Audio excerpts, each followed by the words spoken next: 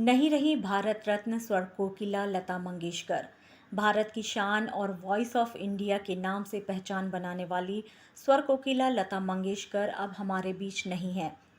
पिछले कुछ दिनों से कोविड पॉजिटिव आने के बाद से वे आईसीयू में भर्ती थीं। लता मंगेशकर यानी कि लता दीदी के बारे में बात करें तो 28 सितंबर 1929 को इंदौर में दीनानाथ मंगेशकर के घर में जन्मी लता देश की एक कुशल गायिका बनी। वे जब 5 साल की थीं तब से उनके पिता ने उन्हें गायकी की शिक्षा देना शुरू कर दिया था। उनके साथ उनकी बहनें आशा, उषा और मीना भी गायकी सीखा करती थीं। साथ ही लता दीदी को 5 वर्ष की उम्र में एक नाटक में काम करने का मौका मिला, लेकिन उनका रुझान तो संगीत में ही था। 1942 में पिता की मृत्यु के बाद पिता के दोस्त विनायक दामोदर कर्नाटकी ने न सिर्फ उनके परिवार को संभाला बल्कि लता मंगेशकर के अभिनय और सिंगर बनने में काफ़ी मदद भी की। लता जी को शुरुआती करियर में काफ़ी दिक्कतें आईं।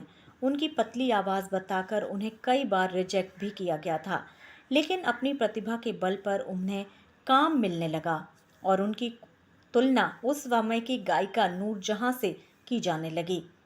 फिर उन्हें फिल्मों में गाने का मौका मिला। आपकी सेवा फिल्म में गाने का मौका मिलने के बाद से उन्होंने अपनी गायकी की शुरुआत कर दी और उसके बाद दो आंखें 12 हाथ, दो बीघा ज़मीन, मदर इंडिया, मुगले आजम, महल, बरसात, ना जाने कितनी ही यादगार फिल्मों में गीत गाए। उसके बाद से लता जी ने कभी भी मुड़कर नहीं देखा। इसी के चलते उन्हें Bharat Ratna, Padma Vibhushan, Padma Bhushan, Filmfare lifetime achievement award से सम्मानित किया गया।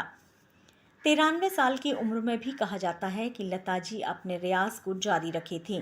2 हफ्ते पहले कोविड पॉजिटिव आने के बाद उन्हें आईसीयू में भर्ती कराया गया, जहां डॉक्टर्स ने उनकी हालत स्थिर होने की जानकारी दी थी।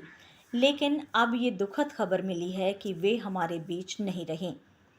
लता दीदी के देश के लिए गाए गीत ए मेरे वतन के लोगों हमेशा ही लोगों के दिलों में जिंदा रहेगा और सदियों तक लोगों की जुबां पर ये रहेगा।